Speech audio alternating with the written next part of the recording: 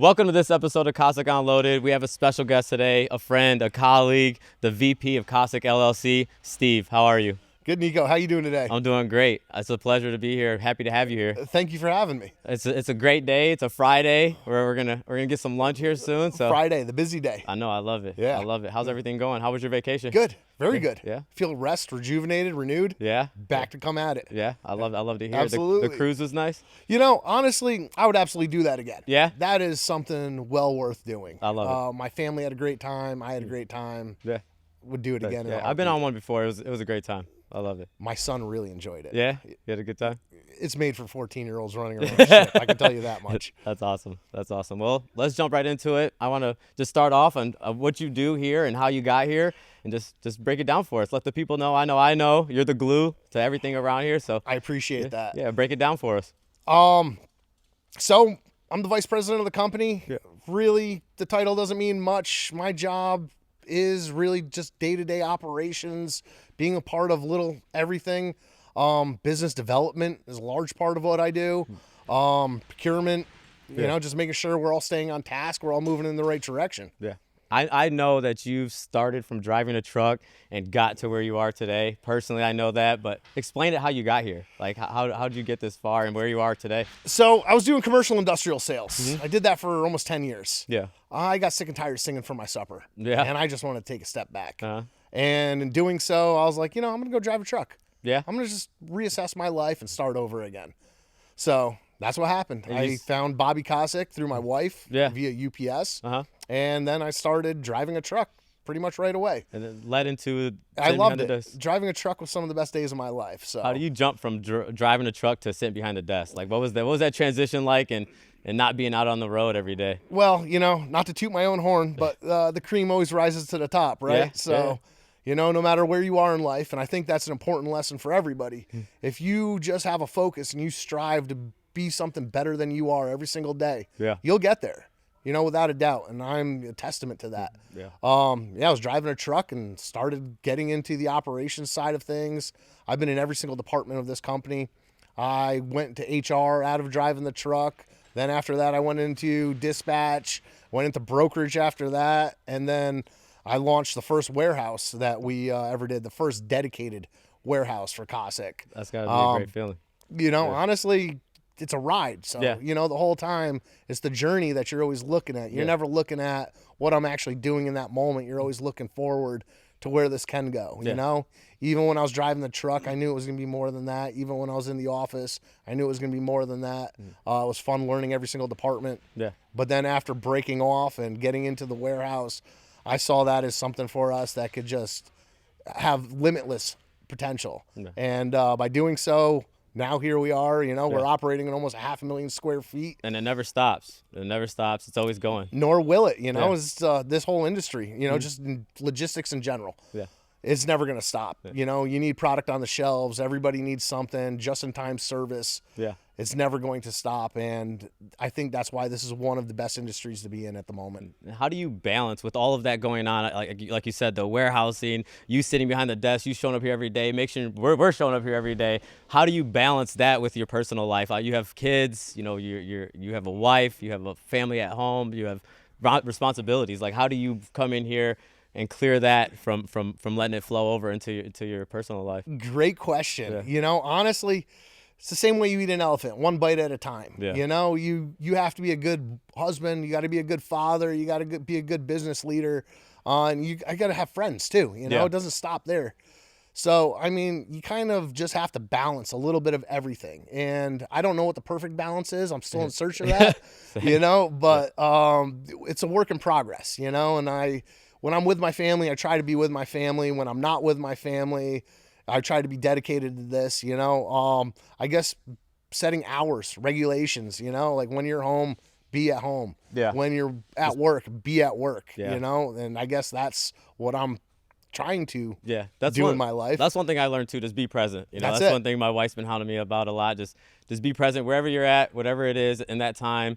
just be present. Like, if you're at home, like you said, be present. Yeah. Whatever it's at, just kind of be there. And the responsibilities with your job, I'm sure it's the same way. Yeah, absolutely. Constantly on the phone. Constantly on the phone. Oh, yeah, always. Checking that email, answering somebody back. Yeah, it's always. Even at 8 o'clock at night, my wife's trying to have a conversation with me. Hang on, I'm typing.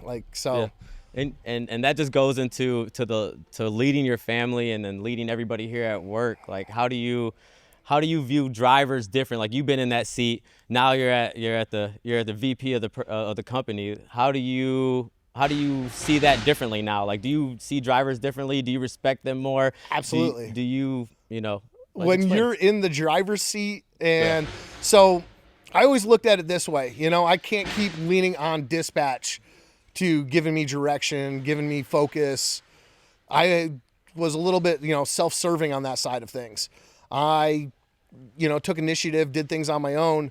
Yeah. And now looking back on the drivers that we have, you can recognize that right away. Mm-hmm. Do they need their hand being held? Do they need guidance every single step of the way? Yeah. Or is it somebody that's going to take initiative and be self-driven? Mm-hmm. And I really respect the people that you send them out there and you don't hear back from them until they're back on your dock. It could be days at a time. Mm-hmm. So that's, inspiring to me. I've never been out on the road that long. Yeah. But just seeing people like that, that they have the focus and the skill to help carry this company forward. Does it change, like, your empathy for them? How do you manage that between, like, being hard on people but still on the other side be like, okay, he is a driver. It is long days, like you said. He is away from his family for days at a time. Like, how do you manage the empathy between being a leader, the good leader you are, and then, kind of still seeing the other side of the road? Honestly, you got to come at it with like a servant's heart. You got to come at this with the ability and respect that you have for everybody, your customers, your staff, your drivers. How can I help make their life easier? How can I make things more simplified for them? If I keep coming at them with just kind of pushing everybody down and creating negative things are going to happen. But if I'm constantly creating positive and embracing things, positive things are going to happen. It's all a mindset, really, at the end of the day. If you're going to be positive, positive will come. If you're going to be negative, negative will come. I agree. And that goes all the way to me coming home after work and just staying positive, because, sometimes you put all your energy into your day-to-day, and you come in here all day, you're happy, you're go-lucky. And it's hard to keep that going all the way through. I try to stay positive all the way through, no matter what, where it's at home, here in the mornings at 6 a.m. or 6 p.m. at night. That's it. That's the balance. That's the truth about you. Every time I see you, you are high energy. Yeah. Always got a smile on your face. You're a happy guy. I try to just be present. But this is contagious. When you have somebody like that, it makes everybody else. It makes your energy go up. Yeah. It puts a smile on your face. Yeah, sure. So seeing somebody that's excited and just warm and willing to do everything, that makes everybody else fall in line. So I think that really is part of, back to what you said about being a good leader, a good manager. Yeah. It's just being positive. If you're always down, pushing people down, you're going to get that out of them. Yeah.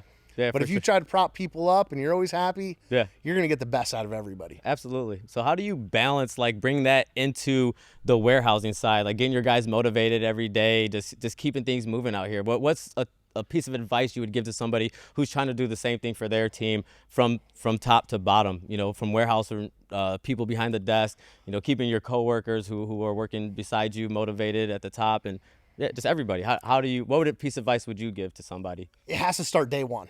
Yeah. It's the culture. Mm-hmm. If you surround yourself with good people, happy people, people that are motivated, people that want to go somewhere, it's easy. Yeah. The rest falls into place. Mm-hmm. So really it starts at the very beginning. You have to be who you are, represent that culture, ensure that culture is being seen throughout, Yeah. So from the guy that's cleaning the floors all the way to the guy that's paying the bills, it's a culture. And Bobby helped instill that culture. Every time you see Bobby, the guy's always excited. Yeah. The guy's always fired up, happy to see you, rubbing your belly. Yeah. So honestly, it stems from that. The culture always comes from the top down. And now that, I've kind of gotten to an upper position, I'm going to carry on those same cultures and the same beliefs so we can continue doing this, through and throughout. Absolutely. No, I agree. And I love coming here. It's a family environment. Like you said, every time you see Bobby, it's a hug, it's a handshake, it's how you doing, asking about my family, my kids. I love it. I love being here. Yeah, and I wouldn't change it for the world. You know, honestly, everybody's going to have good days and bad days. Yeah. But always the good days carry us through way more than the bad days. You know, there's always way more good than there is bad. Yeah. You know, and the bad things, honestly, if we really think about them, they're not that bad at all. But if you could change it, like you said, you wouldn't change it. But if you could, what else would you do besides logistics? If you could pick another career right now, start tomorrow, question. you wake up on Monday, what new job are you picking? I guess that's the retirement plan. I'm going to sail off into the sunset. I want to start a little bar on a beach somewhere, rent jet skis, you know. I want to be that bohemian that just relaxes, you know. No worries, man. I love it. I have some questions for you. We're going to do like a rapid question thing, and we're going to see how you do. There's no score, so let's see what we got here. Energy drink or coffee? Energy drink. Dispatching or behind the desk or driving for you? Driving. If you could pick your dream car, what would it be? I'm not really a car guy. Or truck, whatever. Yeah, dream vehicle. I'd probably just get, you know, a Chevy 2500 Silverado. What's your favorite food on the road? Arby's. Arby's. What about your favorite snack at a truck stop? Beef jerky. Who's funnier, me or you? You. Ah, good. Love it. And what anything else? You got any questions for me before we close this out? I got a couple more questions for you, but I just wondered if you had moving anything. into this, how is this an exciting thing? Is this something you ever dreamed you'd be doing? As in the podcasting? Not a chance at all. So it kind of got thrown in my lap, but like you said, I'm always happy, always happy to be here. So I put myself out there, and we'll see where it goes. You can't figure out what you got in store for you unless you put yourself out there and just kind of be motivated, be uncomfortable. It's kind of how I'm putting it. There you go. Put myself out there and kind of see where it goes. God can't steer a parked car. Yeah, I hear you, man. That's it. I love it. Yeah, keep it moving. Keep the wheels turning. If you had any piece of advice for someone that's new to the industry that would just drive them in the right direction from day one, what piece of advice would you give somebody who's starting? You know, this probably isn't for everybody. Yeah. But you'll know right away. You're going to find out almost immediately if this is in your heart. Yeah. And if this is, just stay at it. Stay the course. Always educate yourself. Keep learning more about this industry. Yeah. And you're going to go to the top.